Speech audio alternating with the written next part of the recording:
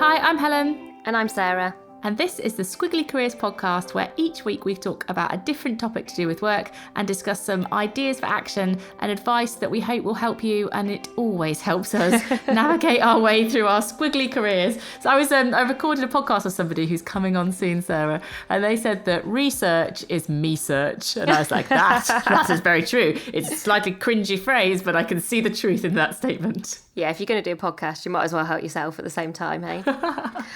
And for everyone listening, perhaps if you follow us on Instagram or if you're a real fan, you will have absolutely heard about our new book, You Coach You, which is going to be out in the world very soon. And as you'd probably expect from us, it's a really practical book. It's got more than 50 ideas for action, over 100 coach yourself questions, and loads of tools to try out. It'll be really useful if you're trying to figure out a career challenge, like how to make progress in a way that works for you, where your career might take you next, how to build your self-belief, or maybe find more purpose from the work that you do. And we also cover more generally the mindset, skill set and toolkit that we just think will help you to coach yourself, whatever your opportunity or obstacle right now. So we really appreciate, we know some of you will have already pre-ordered, so thank you so much for doing that and for bearing with us as we sort of have to do a slightly more of a sales drive over the next month or so.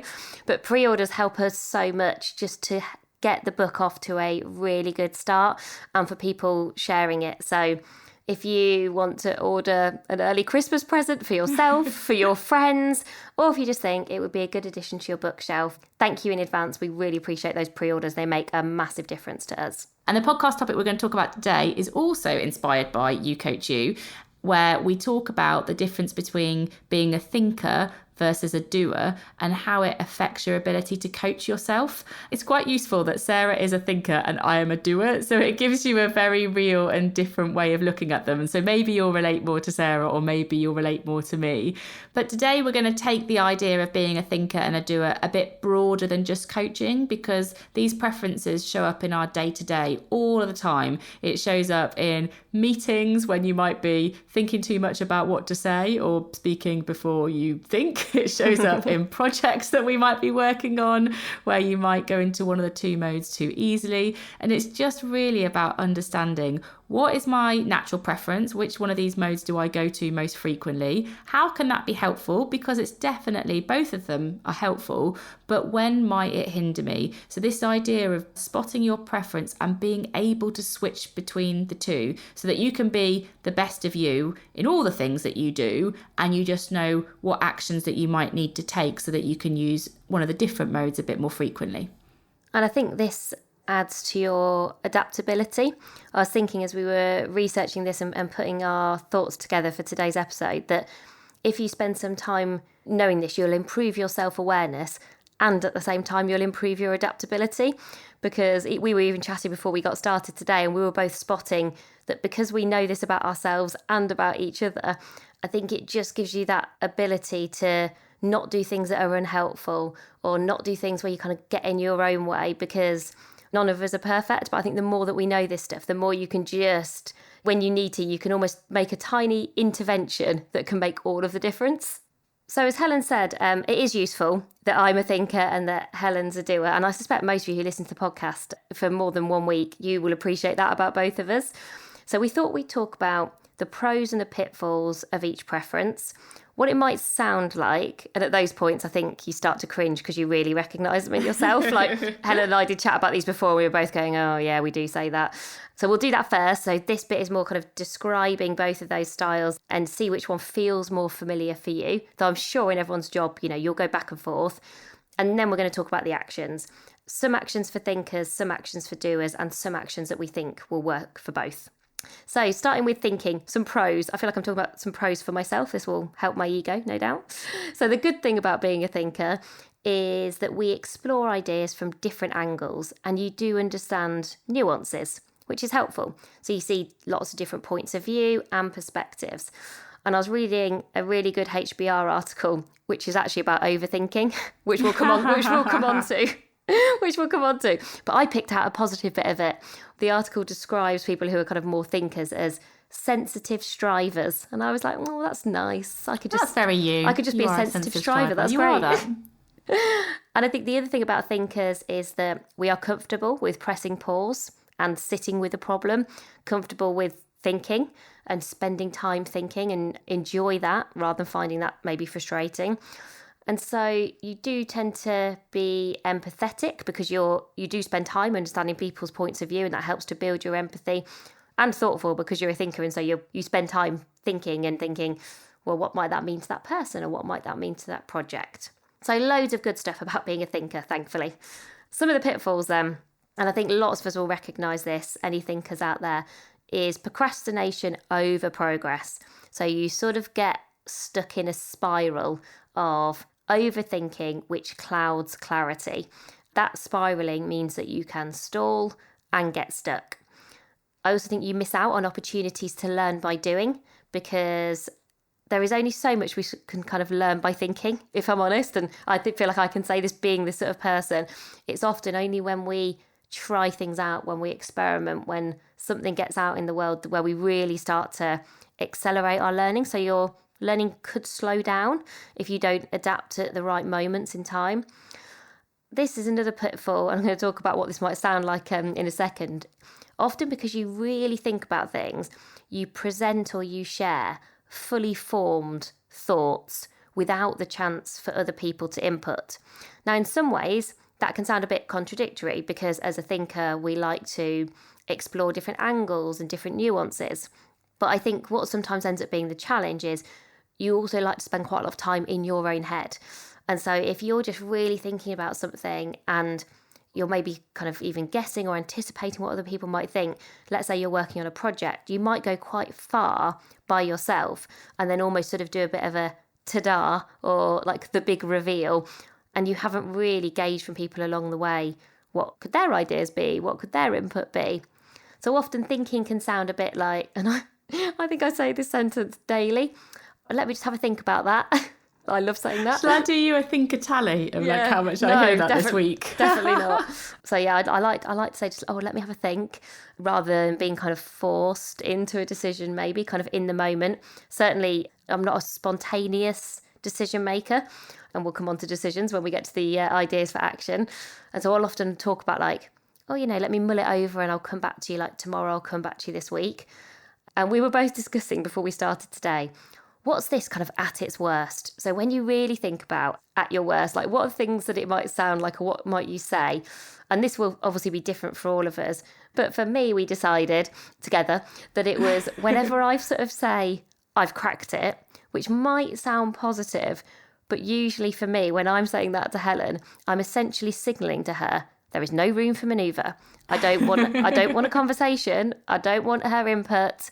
There's no feedback required at this point, because I've cracked it. And that is because I will have thought about something way too much, won't have involved Helen along the way, will have done loads of work on it and spent a lot of time on it. And then I get so invested that I'm sort of convinced that I've cracked it.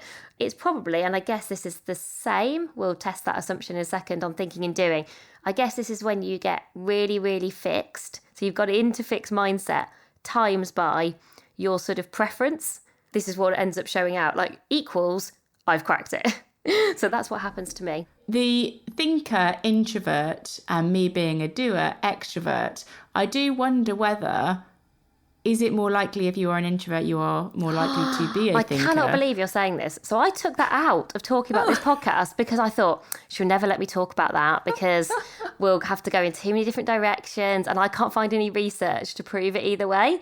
And so now you don't open up Pandora's box. I intentionally edited myself. We don't have to think it through for hours. Of course we do. It's just that's an interesting relationship. Perhaps our audience could come back to us and let us know. Are you an introverted thinker and an extroverted doer? Or is anybody listening contrary to that? Let us know. If you think you're an extroverted thinker or an introverted doer, let us know. We don't have to do more than that, Sarah. We just have to collect some evidence, prove to do. I know. Do you know, I can feel an Instagram poll coming. I mean, obviously I can't do them. You'll have to do it. But I would actually be fascinated by it. I can't believe I had written the sentences and then I deleted them. So I think what you might be hearing here, everybody, is that my preference is a doer. So rather than add another 10 minutes into today's discussion, I'm like, you could just give us some data by emailing us and we'll do an Instagram poll, because as a pro, as a doer, I am open to experimenting quickly. It'll work, it won't work. It doesn't really matter either way. I just want to do it and move it forward. There are some disadvantages to that approach, but I enjoy the action. I enjoy seeing things move forward really quickly. I love getting response and engagement on things because for me, the progress that you make is so much more important than it being perfect and it sort of never getting started. But I think there are a lot of pitfalls of my approach. Sometimes I go into sort of quantity mode rather than quality. So I'll be like, oh, how many things can I get done today? Or what have I got through? And I'll just sort of push stuff out. So if I make that really specific, and I think about, I might get up in the morning and create some tool that I think would be really helpful for people's development. And I don't run it past Sarah to improve upon it because I'm like, well, I've got it done. It's 9 o'clock. No, you never do, actually. I know. And now she's like, actually. That's a good idea. Helen. That's an interesting point. Well, because I find it so motivated to just do it over breakfast. And then I'll be like, well, I'll push it out on social media so that lots of people can feedback on it quickly rather than, why would I get feedback from one person, even someone who is my business partner as smart as Sarah? I'm like, but if I push it out really quickly, I can get 100 people's feedback on it. And I'll either get a thumbs up, which means they like it or not. And that's like, I'm quickly collecting data, but I will have made lots of typos that probably affect people's perception of me and my ability. I won't have brought in somebody who I respect and admire, Sarah, to make it even better. I've just kind of, the idea of getting things out into the world becomes like the dominant thing for me as a doer. And I will start a lot of things off with a lot of energy, and then I might get overwhelmed by the amount of things that I've started off, and then I might not complete them, and that doesn't make me feel good, and I don't think that's great for teams either. I think it starts to become a bit inefficient and wasteful. And I think as a doer as well, I'm often attracted to the stuff that I can get done quickly, that I have energy for, that I can get done quickly, and that sometimes means that more significant stuff that needs me to be present and me to be committed to it, I don't go to very easily. So if you take the book, for example, if I looked at my diary and I was like, should I write our book all day and really research a chapter? Or should I do planning for social media or 5 conversations with our clients? I would go, oh, that's 5 conversations with clients, and each one of those are kind of separate and quick, rather than sit with one thing all day. So there are definitely some disadvantages to it in terms of what I can put out into the world when I'm fully in doer mode. And for me, it sounds like, well, let's just have a go and get started. Let's just get it done. What's the first thing we can do to move this forward? There's always a pace and there's sort of like a productivity in when I'm communicating, which I would imagine can sometimes make people feel uncomfortable because I sort of force that through. At worst, I think it can my doer nature can almost become quite derogatory, because what I will say is something like, can we just stop going around in circles on this and move it forward?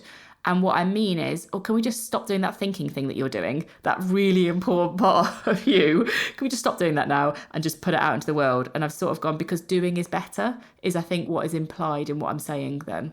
Okay, so we've got a couple of actions for thinkers, a couple of actions for doers, and a couple of actions for everyone.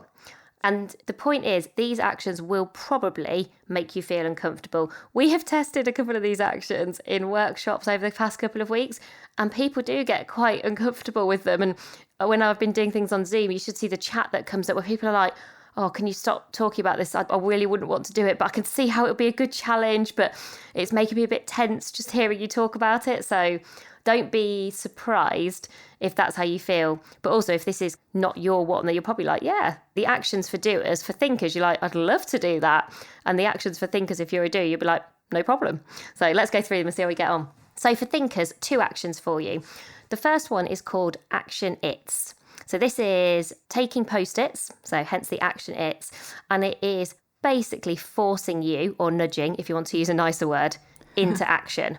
And I use this every time I'm either overwhelmed / spiraling and or just feel like I need some help to start to make some progress. I probably used it for the first time most effectively at the start of the pandemic, where a massive change and a massive amount of uncertainty sort of had me feeling a bit lost. So at that point I wasn't overwhelmed, but I think I felt lost.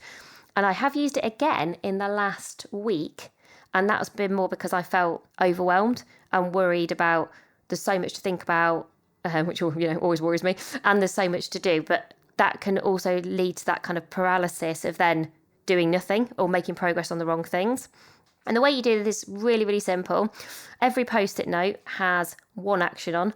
That's all you're allowed. That's kind of a rule. You've got to stick to the rule. One action per post-it. And you put them all together. You kind of cluster them all together one side of your room. I've got them on a notice board. Yeah, you can write them in your book if you wanted to. You can put them on your computer. So wherever you want them. But I think it is quite useful to use actual post-it notes because of the second half of the exercise. And then the idea is that every time you take an action, you literally pick up that post-it and you move it to the other side of the room, or you move it to the other side of the notice board, but you put it somewhere where you can see the cumulative effect of the actions you're taking.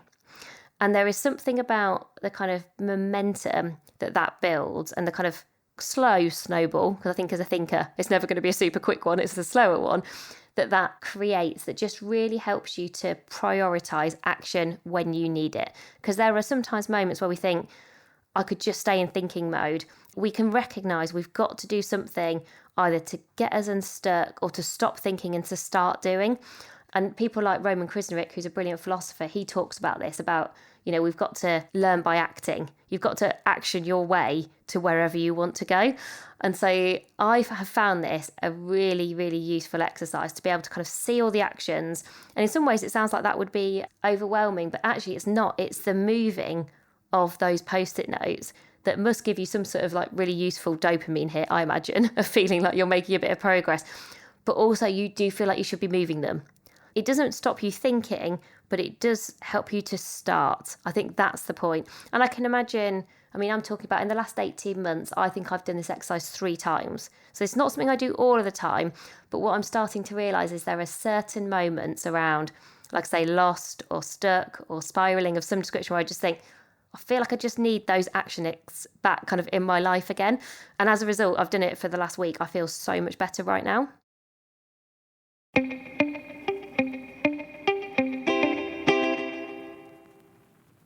And then idea for action number 2 is about sizing times thinking. And this is really, how do you stop and think about how big is an opportunity or problem, and use that thinking to make sure that you identify how long to stay in thinker mode for. So the challenge I have, and I don't know if anybody listening relates to this because I'm guessing Helen's not going to, but maybe she at least recognises it in me, is that I care about everything that we do for Amazing If, for the business that Helen and I run together. And I think about all of it, and I want it all to be brilliant. And the problem with that is there's no being distinctive or being discerning about going, well, maybe this over here, project A, is worthy of 3 times more thought than project B. And maybe project C is very, very important and is worthy of even more thought. But that sort of ability to sort of think about, well, not everything deserves exactly the same amount of brain power is the way that I think about it. So what I have tried to do in my own mind as I spot myself going into like thinker mode is divide decisions. And I divide decisions into which ones do need to be great and which ones need to be good enough. So in terms of outcomes, so try and get quite outcome focused. So great versus good enough. And what needs to happen today, this week, and this month. And I find if I just do that great versus good enough, that really helps me. And then the today, this week, this month makes them time bound. So again, it sort of prompts me into action. And it also creates a limit on your thinking, which for me personally is really useful.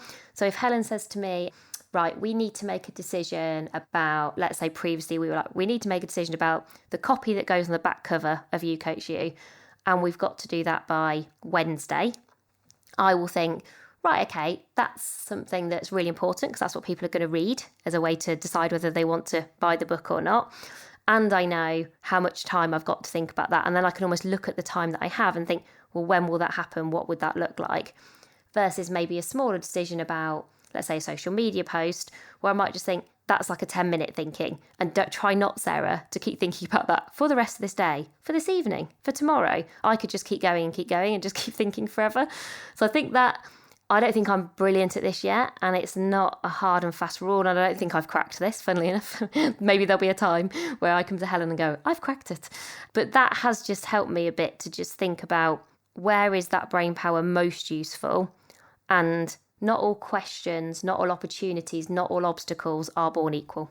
And perhaps an even better riff on that point could be where we collectively do the great versus good enough thing. So, we're scanning over what the work to be done this week or month might be. And we're like, what are the 3 things in this work that needs to be great? And then is the assumption that everything else is therefore good enough. And just so that you're not doing it again, it's not a thing that you're just doing in your head, because then it becomes you thinking about thinking. So maybe if there's a way that we find time to do that together, you align, and maybe you get to it a bit quicker. I don't know. So having Sarah shared a couple of things that help her, I will share a few things that help me as a doer, not let my doerness become too destructive. I think these really take effort and energy. These are some of the things that I definitely saw people getting uncomfortable about when we shared them. Yeah. So this first one in particular, people look so afraid of. So this is the 10-minute thinking challenge. So this is where you have something that you do need to think through. You don't just need to do. So it might be, what's one thing that I want to really focus on for my development next year? Or what are the 5 relationships that help me the most at work? Or what's one thing I want to improve on? Like a good big open question, or that you might want to think about for a bit longer. And what you're going to do is create space in your day. You're going to set a timer. You're going to turn off every distraction that would take you away from sitting in thinker mode. And it's 10 minutes. Now, for thinkers, they'll be like, that's short. Easy. And why would you not do that? But for doers, I'd be thinking, well, what if I have an idea? This is genuinely what I'd be thinking. But what if I have an idea in that 10 minutes? Then I need to be able to Google it. So I need my phone to be able to Google it. Or, what if I think, actually, what I should do is go speak to that person. Then I need to be able to get onto LinkedIn really quickly. I can't keep all the ideas and actions that would come into my mind when I sit with a problem for 10 minutes in my head. That's just a waste of time. If I've solved the problem, I should just move it forward. So that's sort of the old waste of time thinking, eh? Yeah. Thinking is a waste of time. Why think when you could do? Sort of what would go on in my mind. But with this 10-minute thinking challenge, so it's useful to have the to think list for doers as well as a to-do list. So it's useful to have this, what is on your to think list, and take that thing into this 10 minutes. And then, because I think it is hard to do this, what can make it easier, I have found, is a pen and paper. I do think if you really want to train yourself, go pen and paperless, really sit with it in your mind. But if you're easing your way into it, perhaps a mind map. My journaling gets me there a little bit, with just writing down my thoughts in a continuous stream. But I guess that it feels like filling a page or having a mind map as an output has an element of productivity to it. I think the ultimate thing is, can you do this without any pen and paper? Can you just sit with it in your mind? But on the way to that 10-minute distraction-free, pen-free thinking time, maybe try mind mapping or just sort of a journaling along the way. But don't let yourself take the action. Don't let yourself email the person, send the WhatsApp, find out the insight on Google. Don't go there, because you've just kind of fallen back into that default mode for your development. Do you know, I was thinking about what might make this easier as well, if this does feel hard for you. I don't think it's cheating to go for a walk. So I think you could think, I'm going to go for a 10-minute walk, and consciously use that walk to meander and think about that thing on my to think list. And we know walking kind of helps our brain to kind of think in different ways. So you might get some new thoughts from doing that. And then the other thing I was reading about last week is how our thoughts are impacted by what we're looking at. So assuming you haven't got your eyes closed when you're doing this, which some people might, kind of slightly more meditative state, apparently it's useful when we are thinking and trying to either get unstuck or just think hard about something, if you've got something almost in the distance. So basically, now I'm looking at a wall, which is about 30 centimetres away from me in my lounge. But if you really want to think about something, having, a view, being able to see out of a window, being able to see something a bit further into the distance, because it opens up your thinking. And again, it just encourages you to think in different ways and to kind of follow what you can see out a window. So it sounds like I don't know, maybe it sounds silly, I don't know. But I read this and I tried it last week, because I do have a window that I don't face in the room that I work in. And I consciously, a couple of times in the day, kind of moved my chair. And I mean, I was sort of glad no one could see it. And I was just sort of staring out the window in contemplation. Really enjoyed it, obviously. It's so funny. The second idea for action for doers is to find someone to slow down with. So I mentioned that for me, pace and productivity are often the drivers behind my doing. And so finding someone to slow down with is one way that you can find your flow out of doing mode into thinking mode. And so Sarah would be one of those people. I must slow you down, right? I definitely slow you down. Though sometimes you reject my slowness. Oh, she's really, really fun. Well, I think we all bring such a different energy to the situation. And I was thinking actually on Friday last week, Sarah and I were recording our audiobook, and Sarah did the morning session and I did the afternoon session. God. And I arrived having been with loads of people that basically did not slow me down, loads of people that sort of made me even more energetic. And Sarah had been there sort of on her own in a calm mode and basically said, you've arrived at with a whole different energy than I've got right now. But it made me, I guess it was a very visual reminder about thinker doer energy, and spending some time with a thinker can slow you down. It can slow your thinking down. It means that you might be more into sort of listening mode, learning mode. It's one of the reasons. So I've joined this Yellow Learning this year, and I would say everybody in that community, so I'm part of this like group of 6 people. We meet every other week over Zoom, and they're all over the world, and they are a reflective, curious, I mean, you'd love them, Sarah, like really thinker bunch. They're like a thinker bunch. And I sit in that session. I don't say a lot. I kind of think through what I'm going to say, but I'm much more in listening, learning, reflecting mode, and it's designed to do that. I really enjoy it, and it is such a different space from like a headspace from how I spend the rest of my time, and it just helps me to come up with some new ideas, just have the ability to recognise that sometimes I do need to put myself into that sort of space. So whether it's a community that maybe think slower than you and they're trying to solve a problem or something like that, or whether it's an individual, you go for a walk with them, you have a conversation with them, they just have that different pace, energy and approach to how they think than you might do. Find those people, spend time with them, and it will just help you to be more adaptable. And also that's interesting because, as we've said, sometimes these actions all feel hard and uncomfortable, but also maybe they're enjoyable because we get to try a different way of being and a different way of acting. And so I don't think we have to automatically assume, oh, well, this is just not going to be fun, or I'm not going to be good at this, because I think we all can. Sometimes we just forget to, or sometimes there are just moments where you can just spot, okay, well, I need to slow down now. It's not that you don't enjoy it, it's just it's not your natural mode. And then you need to kind of create some either rituals or habits or just opportunities to change channel sometimes. I think that's what it is.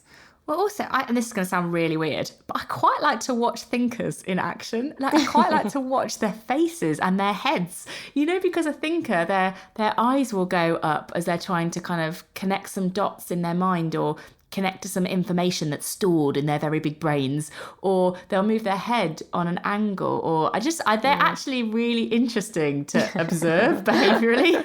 I feel like you're now like looking at us in the zoo, just the like thinker zoo. And here is specimen A, Sarah, thinker. So 2 ideas for action that we think work for everyone. So the first one is about, this is really an empathy action, but how can you swap shoes with someone who has the opposite preference to you in terms of thinker or doer? And so this is like practicing walking in someone else's shoes to help you to identify actions. And this is as simple as thinking, what would Helen do? And if Helen was doing it, what would Sarah do? And we actually both do this. And it's not that you're even necessarily having that conversation, though, of course, if you know someone, you can, and those people can often help you. But it is almost just, sometimes I will genuinely just sort of imagine Helen in a situation or Helen in a meeting and think, right, what would Helen do right now? And straight away, it just helps me to think, right, she would cut through this complexity and she would get us to, well, what is the most important thing for us to do now? She'd ask a really good question about, okay, so there's a lot to think about and a lot to do, but what's the most pressing priority in the next couple of months? And she would get away from this complexity or this potential overwhelm, and she would get us to clarity with those kind of action questions. And so that makes me think, okay, well, let's ask something action-y. Let's ask something Helen-y. And that often then just means that you've done that little bit of switching. It helps you to kind of move forward. And the second idea for action that works for both of them is to reframe what time well spent means. So, for example, doers might think immediately about it's about outputs, it's about efficiency, it's about getting stuff done. But actually, if you reframe that into it's not just about outputs, actually it's about insights, you might go into a situation or a meeting slightly differently. And for thinkers who might think about, we've got to get to the right answer, this has to be as high a quality as we can, this has got to be as good as it can be, that sort of risks falling into perfection, which sometimes means you might not get started. But if you reframed, what would good progress look like in this meeting? How could I progress this problem in a meaningful way by the end of the day? Those sorts of framings and questions might just help you rethink what time well spent looks like and mean that you spend your time better as a result. I also think you could be proactive about your day or your week some of the time. And you might even be thinking before, and I bet loads of our listeners already do this, because you would be smart about being situational in your thinking. You'd think, what would be helpful in this meeting? Bit more thinker, bit more doer. What would be helpful in this project? Is this about doing? Is this project all about doing and like learning by doing? Or is this project, have we got to really think through some of these knotty problems? This doesn't always have to be, I think, reactive in the moment. I think this can also be about just spotting which style and which preference is most useful at any one point in time without losing kind of you being your own authentic self. And 2 resources that I thought might be useful depending on whether you're a thinker or a doer. So if you're a thinker, I would definitely look at the work of Stephen Pressfield. He talks a lot about like procrastination, if that's a particular problem for you. And he has a very good short book called The War of Art. But there's also loads of videos and you can find lots of his work available online. And I was trying to think for Helen, I was like, right, if you're a doer, what could I sort of make Helen go and read, watch or listen to that would slow her down and encourage maybe a bit more sort of reflection and rest? And there's a great organisation called the Idler Academy. And the Idler Academy have a magazine, they do workshops, again, lots you can read and find out about them. And their sort of philosophy is about slowing down and reflecting. And actually, we both like Idler Academy, don't we? So I definitely recommend them. We do. I do read it, but I do sometimes get frustrated reading it because, honestly, I do, because it's really random. I'm like, well, how can I apply this insight about frogs in Argentina? But I kind of go with it because I can see the benefit of being idle and all that kind of stuff. But I will admit that I do also go, but where's the model that I can use at work? Well, hope you have taken some insights out today. Whether you're a thinker, whether you're a doer, you will work with both, and so you can help yourself and help them too. And maybe you've just laughed along as Sarah and I have laughed at each other. But this genuinely will help you to be more adaptable at work because you will inevitably need to be in different modes at different times. So please download the pod sheet. You know, that will help you to take action. There are some coach yourself questions in there for people who like to reflect. And there are also the actions summarised in there for people who like to get on with the do. So something in there for both of you. You can get the link to that as well. It'll be in the show notes. And if you ever can't find anything that we talk about, like resources, pod sheets, you can always just email us. We're Helen and Sarah at squigglycareers.com. So that's everything for this week. Thank you so much for listening, and we'll be back with you again soon. Bye for now. Bye, everyone.